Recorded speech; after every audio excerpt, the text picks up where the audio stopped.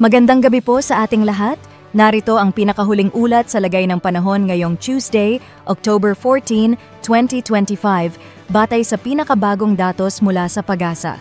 Sa kasalukuyan, dalawang low-pressure area ang ating binabantayan, isa sa loob at isa naman sa labas ng Philippine Area of Responsibility.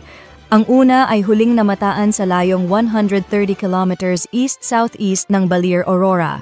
Base sa pagsusuri ng PAGASA, ito ay isang shallow low-pressure area lamang at inaasahang malulusaw na bukas.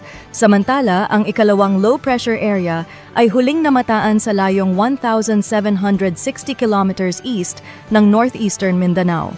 Sa kasalukuyan, mayroon na itong medium chance na maging isang ganap na bagyo.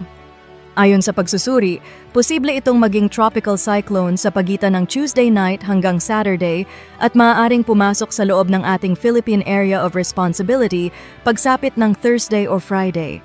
May dalawang posibleng senaryo para sa galaw nito. Una, maaaring tumahak ito sa bahagi ng extreme northern Luzon kung saan maaaring direktang maapektuhan ang Batanes at Babuyan Islands. Ikalawa, posible rin itong dumaan sa kalupaan ng Northern Luzon katulad ng dinaanan ng dating Bagyong Paulo, papasok sa Aurora at Southern Isabela, tatawid ng Northern Luzon at lalabas sa Ilocos Region. Bagamat marami pang pwedeng magbago sa track ng low-pressure area, patuloy po tayong mag-antabay sa mga susunod na update mula sa PAGASA. Samantala, easterlies o mainit na hangin mula sa Pacific Ocean ang nakaaapekto sa Visayas.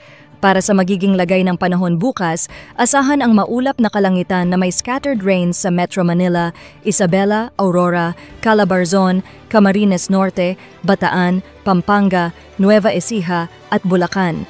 Sa Batanes, Cagayan, Apayao at Ilocos Norte, magiging bahagyang maulap hanggang maulap ang kalangitan na may mga pag-ulan dulot ng northeasterly wind flow. Sa natitirang bahagi ng Luzon, asahan ang mga pulupulong pag-ulan at thunderstorms dulot ng easterlies, habang localized thunderstorms naman sa nalalabing lugar. Ang agwat ng temperatura sa Metro Manila ay mula 25 to 32 degrees Celsius, habang sa ilang bahagi ng Luzon ay maaaring umabot hanggang 32 degrees Celsius. Sa Eastern Visayas, dahil sa epekto ng low-pressure area, inaasahan pa rin ang mga scattered rains bukas. Sa nalalabing bahagi ng Visayas, posibleng makaranas ng mga pag-ulan, pagkulog at pagkidlat sa hapon at gabi dulot ng easterlies.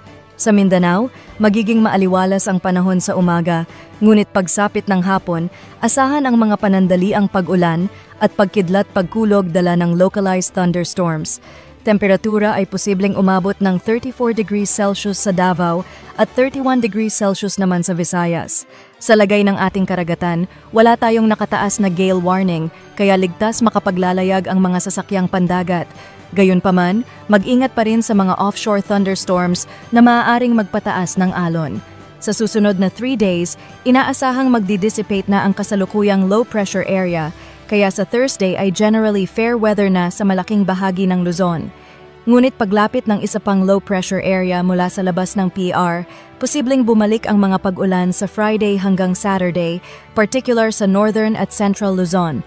Temperatura ay posibleng umabot ng 33 degrees Celsius, ngunit maaaring bumaba sa pagitan ng 29 to 31 degrees Celsius kapag may mga pag-ulan. Sa Visayas, magiging generally fair weather mula Thursday, ngunit asahan pa rin ang mga localized thunderstorms sa hapon at gabi. Sa Mindanao, asahan ang mainit at maalinsangang panahon sa umaga at mga panandaliang pag-ulan sa hapon. Temperatura ay posibleng umabot ng 33 to 34 degrees Celsius.